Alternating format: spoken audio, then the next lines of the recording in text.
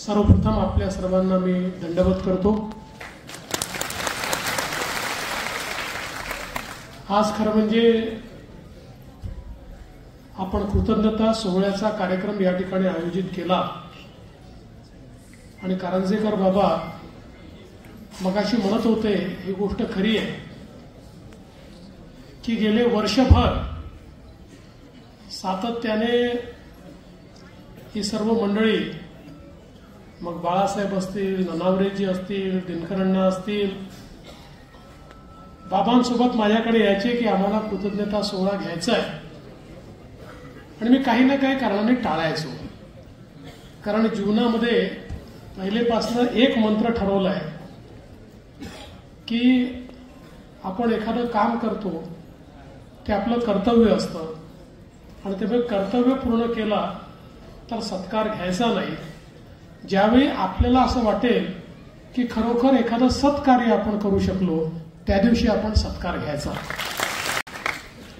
मी सत्काराचा कार्यक्रम कोणी म्हटला की अनेक वेळा काही ना काही कारण सांगतो आणि तो कार्यक्रम थोडासा टाळत असतो, पण या सर्व मंडळीचा आग्रह होता आणि त्यात मला त्यांनी सांगितलं की हा सत्कार जो आम्ही करणार आहे, कृतज्ञता सोहळा आहे, हा केवळ समाजातल्या सगळ्या लोकांचा सोहळा नाही आहे, तर संपूर्ण महाराष्ट्रातले आमचे संत, महंत, आचार्य, आमच्या या ठिकाणी जेवढे आमच्या पंथातले सगळे प्रमुख लोक आहेत, हे सगळे या ठिकाणी येणार आहेत आणि ते सगळे मिळून तुमचा हा कृतज्ञता सोहळा पार पडणार आहेत। सर्व तपस्विनी येणार आहेत। तर मला देखील मोह झाला की इतका मोठा अशा प्रकारचा समाज आणि समाजातली ही एक आध्यात्मिक सज्जन शक्ती ही एकत्रित येत असेल आणि त्या सज्जन शक्तीचा आशीर्वाद घेण्याची संधी मिळत असेल तर आपण जरूर त्याच्याकरता गेलं पाहिजे। आशीर्वाद ग्रहण करण्याचा सोहळा। खरं तर मगाशी उल्लेख झाला की गेले 30-32 वर्ष सातत्याने महानुभाव पंथाशी माझा अतिशय जवळचा संबंध आला। अनेक कार्यक्रमांना हजर राहता आलं, अनेक लोकांशी जवळचे संबंध आले। मगाशी अविनाशजी ठाकरे सांगत होते की अनेक मंदिरांना देखील त्यांनी मी भेटी दिल्या, अनेक कार्यक्रमात आम्ही सोबत राहिलो। त्यामुळे महानुभाव पंथाशी, महानुभाव पंथाच्या कार्याशी अतिशय जवळची ओळख होती आणि वर्षानुवर्ष मी पाहत होतो की अतिशय निस्वार्थ भावनेने आमच्या महानुभाव पंथाचे लोक समाजामध्ये काम करताना दिसतात। खरं तर सर्वज्ञ श्री चक्रधर स्वामींनी ज्यावेळी या पंथाच्या माध्यमातून समाजाचं एकत्रीकरण केलं, तो काळ जर आपण बघितला तर आपल्या धर्मावर, आपल्या संस्कृतीवर, आपल्या विचारावर, आपल्या ईश्वरावर एक फार मोठं आक्रमण चाललेलं होतं आणि या संकटाचा सामना करताना आमच्याही समाजाची परिस्थिती अशी होती की समाज खंडित होता, विखंडित होता, दुभंगलेला होता, समाजामध्ये विषमता होती। एका विचारानं पुढे जाण्याची मानसिकता ही समाजामध्ये पाहायला मिळत नव्हती। ज्या विषमतेने आम्हाला घेरलं होतं ती विषमताच हळूहळू आम्हाला गुलाम बनवत होती। अशा प्रकारच्या परिस्थितीमध्ये 800 वर्षापूर्वी समाजातल्या विविध घटकांना एकत्रित करून त्या ठिकाणी एक सन्मार्ग दाखवण्याचं काम हे सर्वज्ञ श्री चक्रधर स्वामींनी केलं। जो सश्रद्ध आहे पण अंधश्रद्धेवर विचार करत नाही किंवा अंधश्रद्धा नाही आहे, एक असा समाज जो खऱ्या अर्थानं त्या ठिकाणी सज्जन शक्ती तयार करतो, एक असा समाज जो आपल्या संस्कृतीचं पावित्र्य पाळतो, एक असा समाज जो खऱ्या अर्थानं कुठल्याही प्रकारचा जातीभेद पाळत नाही, अशा प्रकारचा समाज निर्माण करण्याचं कार्य हे सर्वज्ञ श्री चक्रधर स्वामींनी सुरू केलं आणि त्यातूनच एक मोठी विचाराची बैठक तयार व्हायला लागली. आपल्याला याची कल्पना आहे की मराठीतला आद्य ग्रंथ लिहिला गेला आणि त्यानंतर इतकं मोठं साहित्य, संत साहित्य असेल, विचारधन असेल, हे इतक्या मोठ्या प्रमाणात त्या ठिकाणी तयार झालं. शेवटी समाज जो तयार होतो हा मातीच्या भिंतींनी तयार होत नाही. मातीच्या भिंती तर आवश्यक असतातच, पण त्या मातीच्या भिंतींमध्ये जो विचार असतो तो विचार खऱ्या अर्थानं समाज घडवत असतो. आणि तो विचार या ठिकाणी महाराष्ट्राला आणि त्यानंतर संपूर्ण देशाला अगदी अटकेपार, जसं आपण म्हणतो तसं अटकेपार हा विचार नेण्याचं काम आमच्या महानुभाव पंथांनी केलं आहे. तो की इतका मोठा समाज आहे, पण कुठेही आपल्याला या समाजाच्या माध्यमातून खूप मागण्या आहेत, मोर्चे आहेत, काहीतरी चाललेलं आहे असं कधीच दिसत नाही. खरं म्हणजे समाजाला इतक्या अडचणींचा सामना करावा लागला. जवळजवळ सगळ्या महत्वाच्या तीर्थस्थळावर त्या ठिकाणी अतिक्रमणं झाली, स्मशानभूमीवर अतिक्रमणं झाली, वेगवेगळ्या प्रकारे त्रास देण्यात आला. पण या सगळ्या परिस्थितीतही आपली शक्ती ही, आपलं जे काही बळ होतं, आत्मबळ होतं, ते आत्मबळ, आपली आध्यात्मिक शक्ती ही आपण कधीच कमी होऊ दिली नाही. आणि म्हणूनच आज आपण महाराष्ट्रामध्ये आणि देशामध्ये, महाराष्ट्रात तर मी असं म्हणेन, कुठल्याही जिल्ह्यात जा, कुठल्याही तालुक्यात जा, कुठल्याही गावात जा, तुम्हाला महानुभाव त्या ठिकाणी सापडतात. ही खऱ्या अर्थानं आपली शक्ती आहे, ही आपली ताकद आहे. आणि म्हणूनच ज्यावेळी ज्या ठिकाणी मराठीचा आद्य ग्रंथ लिहिला गेला त्याच ठिकाणी मराठी भाषा विद्यापीठ झालं पाहिजे हा प्रयत्न आपण सुरू केला. आणि त्या संदर्भात आपण एक समिती देखील तयार केली. समितीने आपल्याला एक त्या संदर्भातला पॉझिटिव्ह अहवाल देखील दिला. दुर्दैवाने अहवाल आणणारे सरकार गेलं आणि सरकार गेल्यानंतर तो अहवाल भाषणात गुंडाळण्यात आला आणि सभागृहात घोषणा करण्यात आली की मराठी विद्यापीठ तर होणार, पण ते मुंबईमध्ये होणार. पण सुदैवाने मला असं वाटतं की श्री चक्रधर स्वामींचा आशीर्वादच आपल्या पाठीशी होता की पुन्हा एकदा आपलं सरकार आलं आणि त्यानंतर आम्ही तो अहवाल बाहेर काढला. खरं म्हणजे मोहनदादांना माहिती आहे, तेच सारखा फॉलोअप या सगळ्या गोष्टीचा करतात.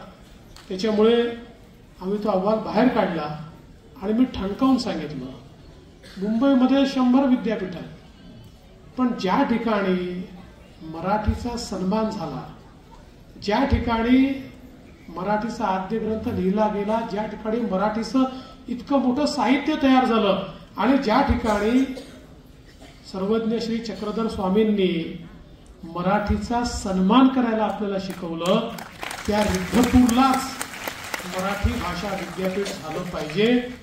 आणि आपण ते मराठी भाषा विद्यापीठ त्या ठिकाणी केलं. खरं म्हणजे किती अडचणी, कुलगुरूच्या नेमणुकीत अडचणी आल्या. पण एक गोष्ट आहे, म्हणजे आम्ही लहानपणी चांदोबामध्ये विक्रम आणि वेताळाची गोष्ट वाचायचो. आपल्यापैकी अनेकांनी वाचली असेल की ते कधी हार त्या ठिकाणी विक्रमाने मानलीच नाही, ते आपलं चालतच राहायचे.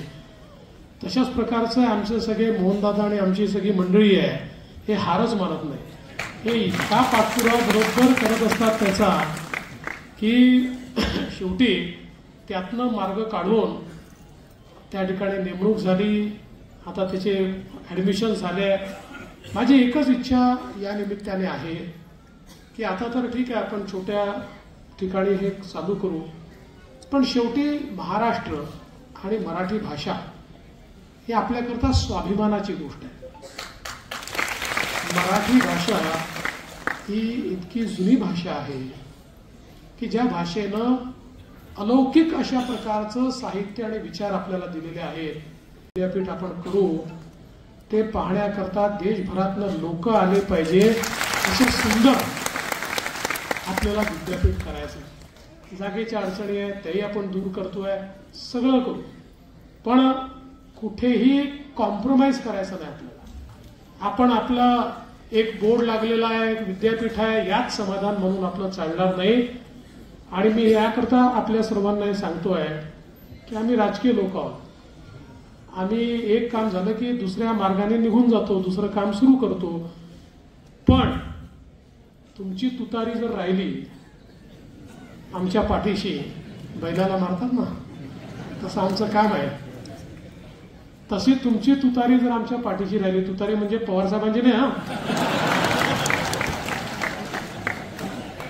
तर निश्चितपणे मी तुम्हाला सांगतो की येत्या 5 वर्षामध्ये अतिशय अप्रतिम अशा प्रकारच्या विद्यापीठाची इमारत ही रुद्धपूरला आपण तयार करून दाखवू आणि लोक ती पाहायला येतील. मगाशी मी येण्याच्या पूर्वी मला अविनाशजींनी सांगितलं की या ठिकाणी आपल्या साहित्याच्या डिजिटायझेशनचा विषय हा बाबांनी मांडला.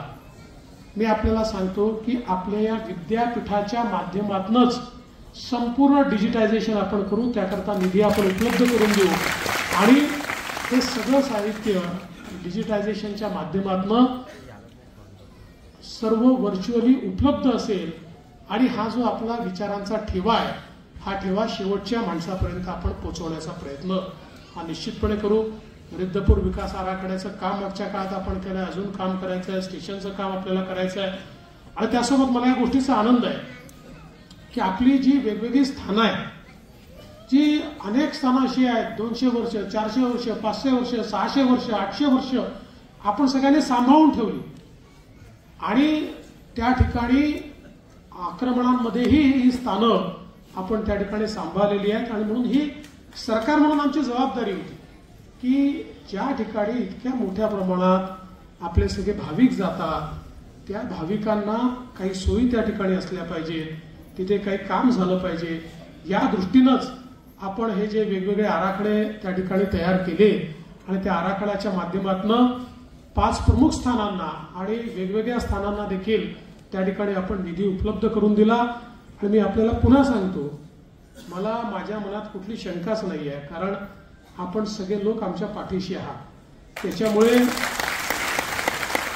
नोव्हेंबरमध्ये निवडणूक आहेत, नोव्हेंबरमध्ये काय होणार मला काही चिंता नाही आहे. ज्याच्या पाठीशी तुमचा सगळ्यांचा आशीर्वाद आहे त्यांचं कल्याण होणारच आहे. त्यामुळे नोव्हेंबर नंतर पुन्हा डिसेंबरमध्ये जेव्हा पुरवणी मागण्या येतील त्यावेळी काळजी करू नका. अर्धे कामं पुरवणी मागण्यात करून टाकू आणि उरलेले अर्धे मार्चच्या बजेटमध्ये आपण करून टाकू, जेणेकरून पुढचे 2-3 वर्ष ही सगळी कामं जी आहेत ही कामं आपल्याला पूर्ण करता येतील. अर्थात अडचणी अनेक आहेत, कारण ज्याचा उल्लेख केला की स्वातंत्र्याचे 75-77 वर्ष जरी झाले तरी देखील महानुभाव पंथ हा आपल्या स्वतःच्या भरोश्यावर आपलं कार्य चालवत होता. सरकारने पाहिजे त्या प्रमाणात कधीच लक्ष दिलं नाही, म्हणूनच इतक्या समस्या उभ्या राहिल्या आहेत. आता सरकारने लक्ष द्यायला सुरुवात केली आहे. आपण बाबा हा प्रयत्न करू. एवढी सगळी संत महंत मंडळी या ठिकाणी बसलेली आहेत, ज्यांच्या प्रत्येकाच्या पाठीशी इतका मोठा संप्रदाय आहे. एक अतिशय पॉवरफुल अशा प्रकारचे व्यासपीठ आहे. त्यामुळे या व्यासपीठाच्या साक्षीनं मी सांगतो की आपण सगळ्यांनी प्रयत्न केला तर पुढच्या 5 वर्षामध्ये आपण एकही काम शिल्लक ठेवणार नाही. सगळी संख्यीय कामं जी आहेत ती निश्चितपणे आपण पूर्ण करून दाखवू. आणि आमचे सगळे मजबूत लोक तुमच्या पाठीशी आहेतच. म्हणजे बाळासाहेब या ठिकाणी आहेत, आमचे अविनाशजी या ठिकाणी आहेत, दिनकर अण्णा आहेत, खूप लोक आहेत की जे सगळे तुमच्या पाठीशी येण्याकरता त्या ठिकाणी असतातच. आणि अर्थात तुम्ही तर बाबा आहातच, म्हणजे तुम्ही कधीच सोडत नाही. तुम्ही मी बघितलं की त्यांच्या बाबांच्या डोक्यात 24 तास हाच विचार असतो आणि किती फिरतात, किती अमरावतीला कधी असतात, नागपूरला कधी असतात, मी कुठे असेल माझा दौरा गेला की मला बाबांचा मेसेज असतो की मी नाशिकला भेटू की बुलढाण्याला भेटू. आणि बरोबर ते पोचतात आणि मला त्या ठिकाणी भेटतात. तर मला असं वाटतं की हे अतिशय चांगलं कार्य आपण सगळे करता आहात आणि या कार्यामध्ये थोडा हातभार लावता आला. शेवटी बघा, जीवनामध्ये आपण जात असताना संपत्ती घेऊन जात नाही. आपण जीवनामध्ये जात असताना आपली चांगली कामं घेऊन जातो. त्यामुळे जिथे जिथे आपल्याला काही चांगलं करण्याची संधी ईश्वर देतो, त्या संधीचा फायदा घेतला पाहिजे. आपण ती संधी आम्हाला देता, आमच्या हातून 4 पुण्य कामं होतात. त्यामुळेच मला असं वाटतं की निश्चितपणे पुढच्याही काळामध्ये अशाच प्रकारे हे काम आम्ही करत राहू. आजचा जो कृतज्ञता सोहळा आहे, जो माझ्याकरता आशीर्वादाचा सोहळा आहे, अशा प्रकारचे आशीर्वाद हे वारंवार मिळण्याकरता माझ्या हातून महानुभाव पंथाचं उत्तम काम व्हावं, अशा प्रकारचा आशीर्वाद या ठिकाणी सर्वज्ञ श्री चक्रधर स्वामींच्या चरणी मी मागतो. आणि निश्चितपणे आपण सगळ्यांनी हा जो सत्कार केलाय त्याबद्दल आपले खूप मनापासून आभार मानतो. सर्व आमच्या मंचावरील आणि मंचासमोरील सर्व आमच्या सज्जन शक्तीचा, सर्व आमच्या साधू शक्तीचा या ठिकाणी आशीर्वाद मी घेतो आणि माझं बोलणं संपवतो. धन्यवाद. जय हिंद, जय महाराष्ट्र.